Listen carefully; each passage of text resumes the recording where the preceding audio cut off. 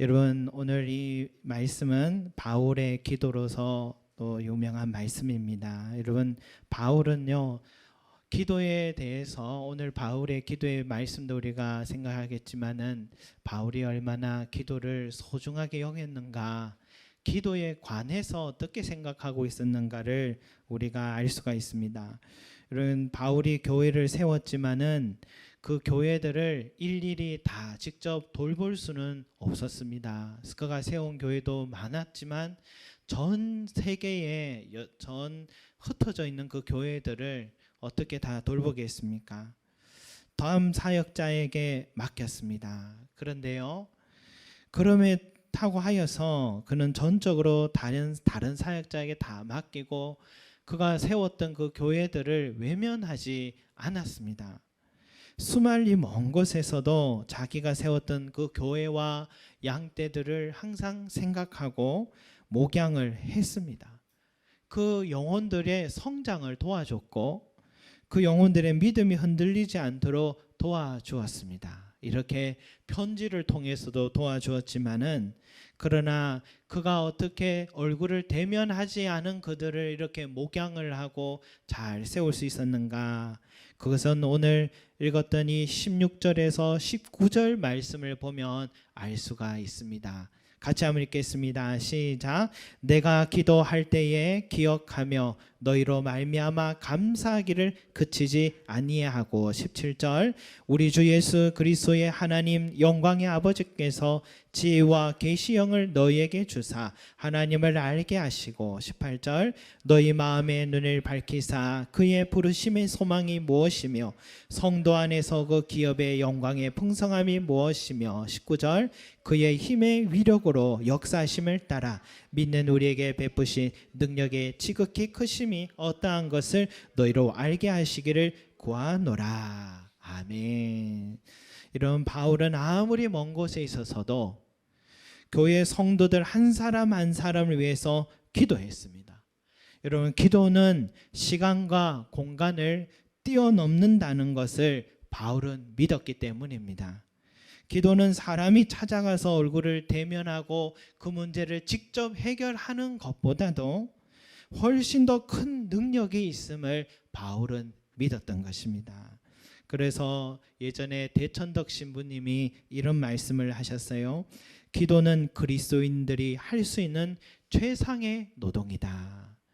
기도는 그리스도인들이 할 수 있는 최상의 노동이다라고, 기도만한 능력이 없음을 말해 주었던 것입니다.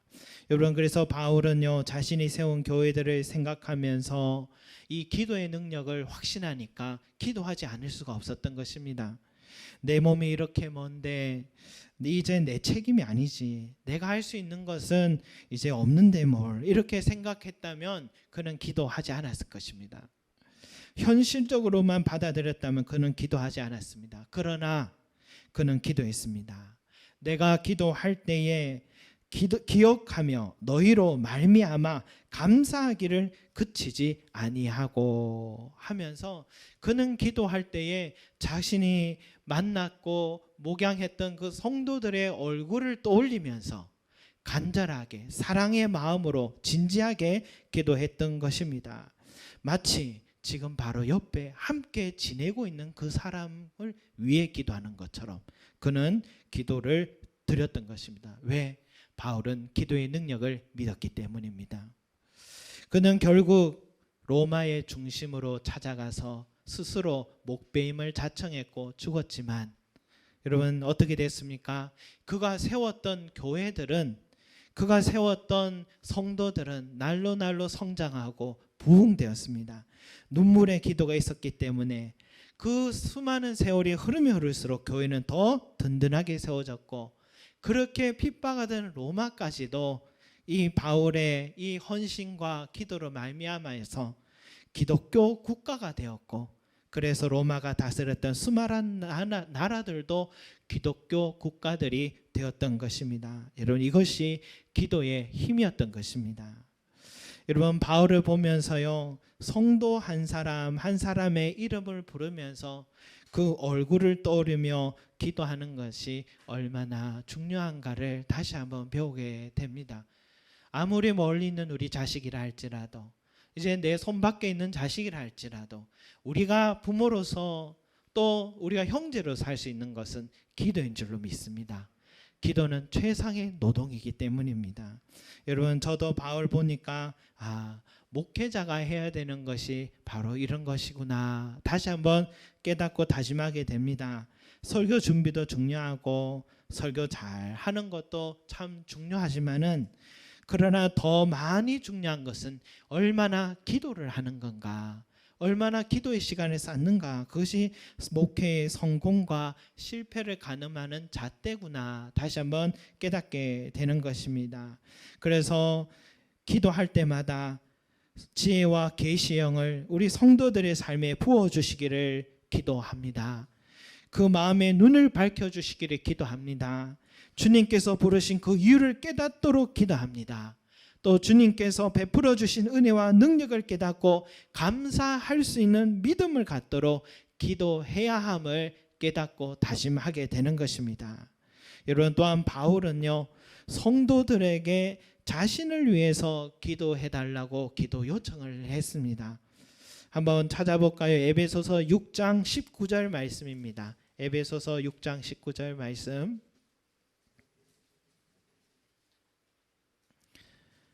에베소서 6장 19절 말씀입니다. 같이 읽겠습니다. 시작. 또 나를 위하여 구할 것은 내게 말씀을 주사 나로 이를 열어 복음의 비밀을 담대히 알리게 하옵소서 할 것이니. 아멘. 여러분, 성도들에게 기도가 있을 때에 목회자도 흔들리지가 않는 줄 믿습니다. 저 목사 처음에는 안 그랬는데 변했어, 이렇게 누가 봐도 그런 생각이 든다면 분명히 목회자도 시험과 유혹에 넘어졌거나 변한 것은 사실일 것입니다. 하지만 성도들의 기도가 충분한 목회자는 유혹에 넘어지지가 않습니다. 또한 말씀에 생명이 있고 또 힘 있는 복음 선포를 하고 그 선포를 통해서 많은 영혼들을 변화시키게 될 줄 믿습니다. 여러분, 말씀 선포를 하려고 해도 하나님께서 말씀을 깨닫게 해주시지 않으면은, 지혜 주시지 않으면 모든 것이 도루묵이 되는 것 같습니다. 성경을 아무리 봐도 까만 건 글씨고 하얀 건 종이밖에는 보이지가 않습니다. 그래서 여러분, 이렇게 기도해 주시 바랍니다. 주님, 우리 목사님의 마음의 눈을 밝혀주시고 지혜와 계시형을 부어주셔서 말씀의 보화를 캐낼 수 있게 하여 주옵소서. 또 시험과 유혹에 넘어지지 않도록 성령의 두루마기로 감싸주시고, 또 부르심의 소망과 표대를 향해서 좌로나 우로나 치우치지 않고 끝까지 잘 달려가게 해 주옵소서. 이렇게 기도해 주시기를 부탁드립니다. 여러분, 또 참 중요한 것은 여러분, 서로를 위해서 기도해야 되는 것입니다. 내가 뭐라고 감히 다른 사람 위해서 기도할 수 있을까? 여러분, 그런 것은 저기 목사님, 장로님, 그런 영적인 수준을 가진 분들이 하는 것이지 어떻게 내가 그렇게 기도할 수가 있을까 하지만 이것은 잘못된 생각입니다. 에베소서 6장 18절 말씀에 이런 말씀이 있어요. 모든 기도와 간구를 하되 항상 성령 안에서 기도하고 이를 위하여 깨어 구하기를 항상 힘쓰며 여러 성도를 위하여 구하라 라고 했습니다. 야고보서 5장 16절에도 그러므로 너희 죄를 서로 고백하며 병이 낫기를 위하여 서로 기도하라. 서로 기도하라. 의인의 간구는 역사하는 힘이 큼이라 라고 했습니다. 여러분, 교회는 무엇인가 우리가 다시 한번 깨닫게 됩니다. 교회는 장소가 아닙니다. 여러분, 장소라면 이 장소가 만약에 갑자기 재건축 계획이 생겼다 합시다. 그러면 통지서가 날아오면 그날로 이곳에 방을 빼야 되는 거죠. 그리고 다른 곳에 다시 세울 수가 있습니다. 여러분, 교회는 건물 장소만을 얘기하는 것이 아님을 말하는 겁니다. 그리고 교회는 사람이 얼마나 많이 모였느냐, 주일 출석률이 얼마나 되는 것으로 규정 지을 수가 없는 것입니다. 만약 서로에 대해서 우리가 많이 모여도 무관심하게 되거나 서로에 대해서 너무 무관심하거나 또 서로에 대해서 관심은 있지만 잘못된 관심을 갖고 있거나 서로 연약함에 집중하고 헐뜯고 비방하고 그런 일을 일삼는다면 아무리 많은 사람들이 모여 있다고 하여도 그것은 교회라기보다는 갈기갈기 찢겨진 그리스도의 몸만 될 것입니다. 그런 교회의 그리스도의 은혜와 능력은 흘러 넘칠 수가 없는 것입니다. 여러분, 참된 교회는 무엇이냐? 살아있는 교회는 머리 대신 그리스도 안에서 모인 우리 한 사람 한 사람이 다 하나가 되어서 성도 서로의 삶에 또 서로를 위하여서 기도해주고, 성도는 목회자를 위해서 기도해주고 목회자는 성도를 위해서 기도해주고, 또 서로 갑자기 다가온 고난과 시험을 능히 이겨낼 수 있는 힘을 주십사 우리가 서로 기도하고 서로의 삶에 일용할 은혜를 위해 기도할 때에 그곳이 진정한 교회가, 온전한 교회가 되는 것입니다. 여러분, 우리 송림 제자 교회가 바로 이런 교회가 되기를 소망합니다. 우리가 다 하나가 되어서 남의 아픔이 나의 아픔으로 생각하고, 또 서로의 가정에 어려움이 있으면 나의 기도의 제목으로 생각하고 위에서 기도해 줄 때에 머리 대신 우리 예수 그리스도의 은혜가 우리 모두에게 부어주는 것입니다. 그래서 내가 그를 위해서 기도해 주면 그 사람만 은혜를 입는 것이 아니라 나도 같이 은혜를 입는 것이기 때문에, 그것이 교회가 되기 때문에 여러분, 우리가 서로를 위해 기도하는 것이 얼마나 중요한가를 여러분 우리가 잊지 않아야 될 줄 믿습니다.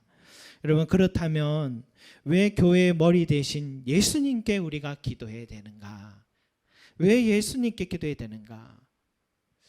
우리 보좌 우편에 계신 우리 예수님을 우리 다시 한번 생각하는 시간이 되었으면 좋겠습니다.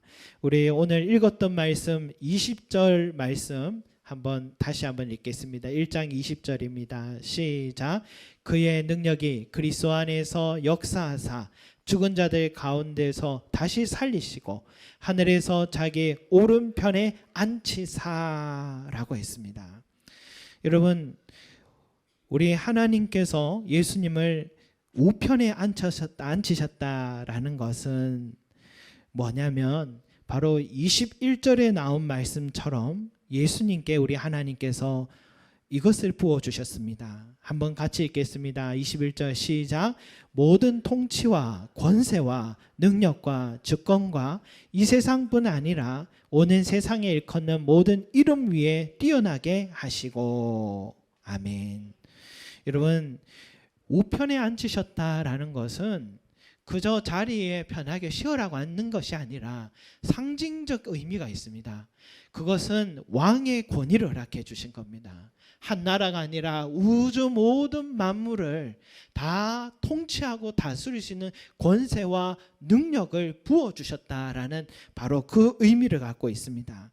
모든 이름, 존재하는 모든 것들은 이름이 있죠. 이름이 없을 때는 존재 여부를 알 수가 없잖아요. 이름은 존재의 집입니다. 성부 하나님은 예수님을 모든 이름 위에 뛰어나게 하시고 또 만물을 그의 발 아래 복종케 하셨다라는 것. 삼라만성 우리의 또한 생사회복이 우리 주님의 주권 속에 달려 있습니다. 우리가 생각하는 그 이상의 가치와 능력을, 권세를 우리 주님이 갖고 계신 것입니다. 그래서 여러분, 늘 주님을 우리가 부르고 또 만날 수 있으면 기도할 수 있다고 해서 우리 주님을 쉬운 분으로 생각하지 마시 바랍니다. 정말 세상에도 조금만 높아도 만나기 어렵잖아요. 사람 얼마나 단계가 많습니까? 그런데 비교할 수 없는 능력과 권세를 가지고 계신 우리 주님이지만 우리와 함께 하신다고 하여서 여러분, 우리가 쉽게 생각하실 뿐이 아니라 크신 분이다라는 것을 여러분 잊지 말아야 될 줄 믿습니다. 그런데 여러분, 더 중요한 것은 바로 22절 말씀입니다. 한번 읽겠습니다. 시작. 또 만물을 그의 발 아래에 복종하게 하시고 그를 만물 위에 교회의 머리로 삼으셨느니라. 아멘. 그를, 누굽니까? 예수님을 만물 위에 뭐의 머리로요?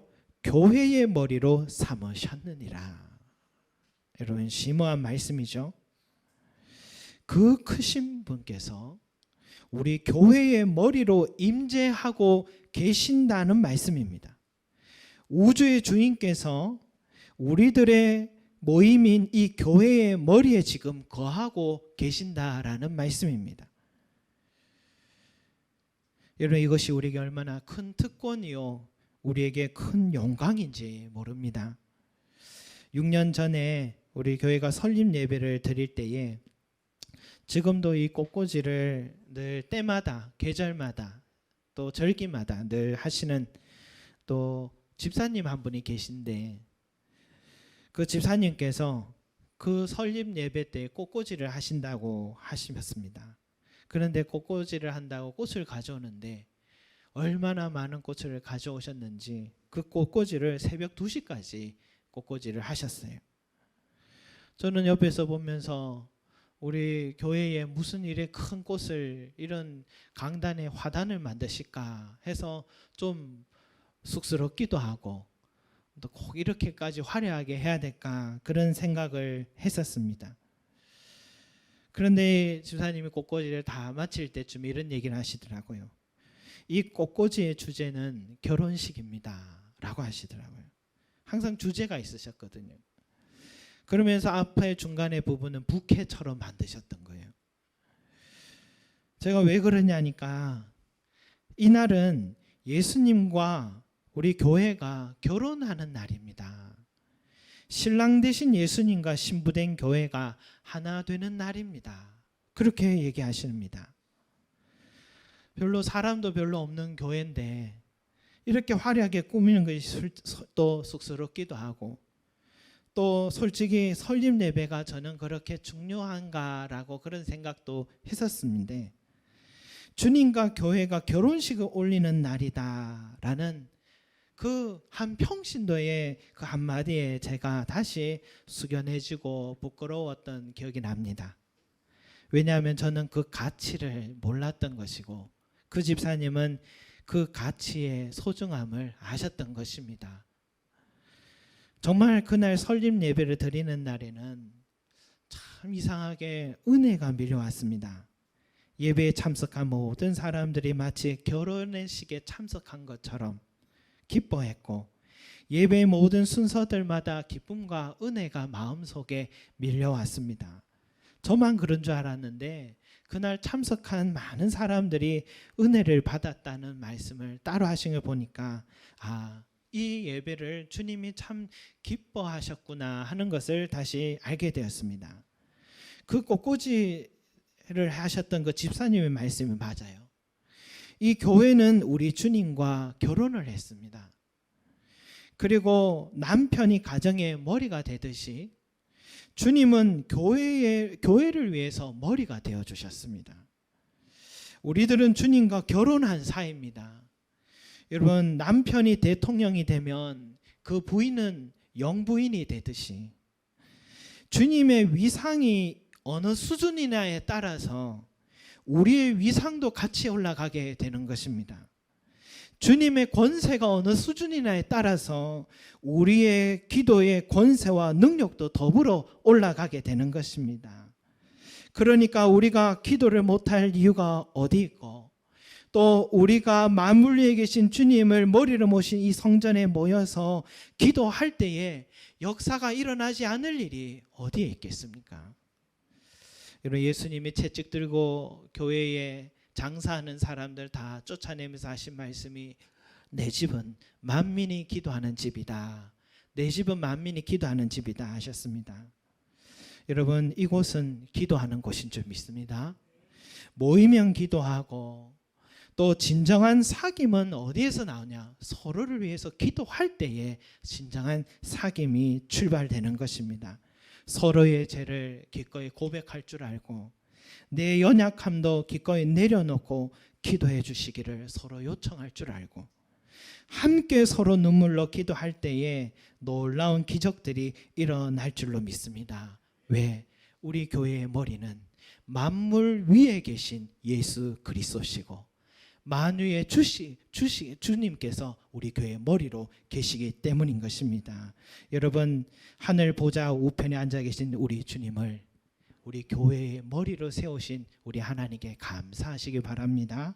그리고 항상 우리가 기도할 수 있는 이유가 됨을 깨닫고 날마다 응답될 것임을 또 확신을 갖고 우리 머리 대신 예수님께 늘 나와 기도하고 우리가 흩어져도 우리 한 몸임을 잊지 않고 서로를 위해서 늘 기도하여서 우리 주님의 은혜를 풍성히 누리시는 저와 여러분이 되시기를 기도드리겠습니다. 기도하겠습니다. 사랑과 은혜가 많으신 우리 아버지 하나님, 만물 위에 통치자로 권세자로 우리 세워주신 우리 아버지 하나님, 보좌 우편에 계신 우리 주님을 또한 우리의 교회의 머리로 세워주셔서 이제는 이 교회를 통하여서 우리 주님께서 일하여 주시고 이 교회에 우리가 한 몸이 됨으로 인하여 우리 서로가 살아나게 하여 주시고 생명을 얻게 하여 주셨고 또 우리 교회가 머리 대신 예수 그리스도 한 몸이 되어서 이 시대와 민족을 위해서 기도할 때마다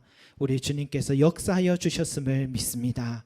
이 믿음 잊지 않게 하여 주셔서 우리가 머리 대신 예수 그리스도 안에서 하나임을 잊지 않고 목회자는 성도를 위하여 성도는 목회자를 위하여 또한 성도는 서로를 위하여 늘 기도하는 자들 되게 하여 주시고 우리 주님의 능력과 권세가 우리 아버지 안의 기도의 능력과 역사들이 우리 교회에 흘러 넘칠 수 있도록 축복하여 주시기를 소망합니다. 신랑 되신 예수님께 늘 우리가 아버지 하나님 하나 되게 하여 주시고 늘 주와 동행하며 주님의 권세와 능력을 힘입는 기도의 능력을 힘입는 자들이 될 수 있도록 축복하여 주시옵소서. 감사드리며 예수 그리스도 이름으로 기도드립니다. 아멘.